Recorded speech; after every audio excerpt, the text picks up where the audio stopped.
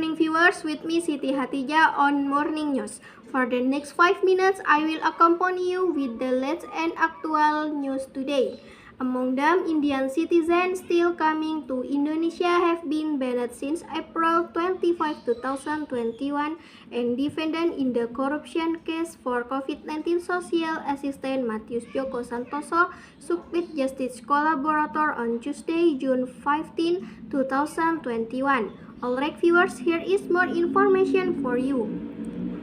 Indian citizens still coming to Indonesia has been banned since April 25. The government has officially banned Indian citizens from entering Indonesia. The regulation has been in effect since April 25, 2021. However, on Thursday, April 9, 2021, there were 7 an Indian citizen who has just arrived and is immediately quarantined at the Holiday Inn Gajah Mada Hotel Taman Sari West, Jakarta. The number of Indian citizens and Japanese citizens has not increased since 25 April 2021, but there is an additional one American. So in total, there are 146 travelers undergoing treatment at the Holiday Inn West Jakarta. The 146 people consist of 132 Indian citizens, 1 Japanese citizen, 1 American citizen, and 5 Indonesian citizens. Prior the isolation at the Holiday Inn Hotel, 146 people had isolated themselves in 28 hotels spread across Jakarta. There were an additional 3 hotels that had become a stopover for the foreigners, which on April 25, there were only 25 hotels. The third hotel are Grand Farm Hotels, Pullman Mandiri Hotels, and Okut PIK Hotels.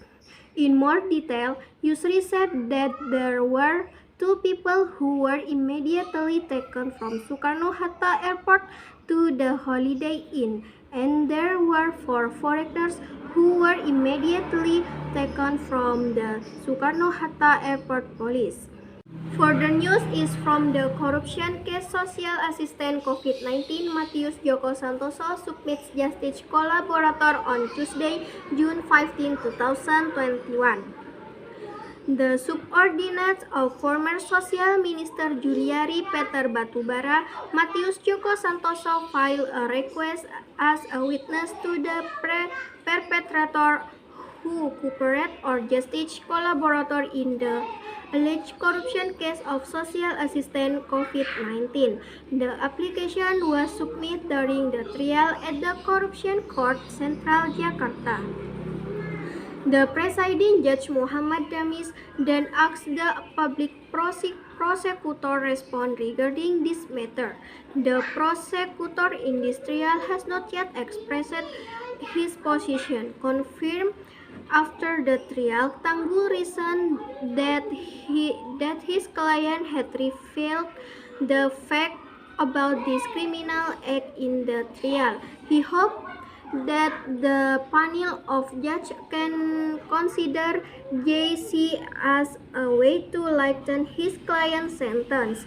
He said that actually JC's application had been submitted to the Corruption Eradication Commission as of April 1, 2021. However, his party only submitted a request for JC to the panel of judges today. JC status allow a convict to get various waivers in terms of his sentence. For example, remission. The condition in particular is that the convict is not the main perpetrator of the organized crime.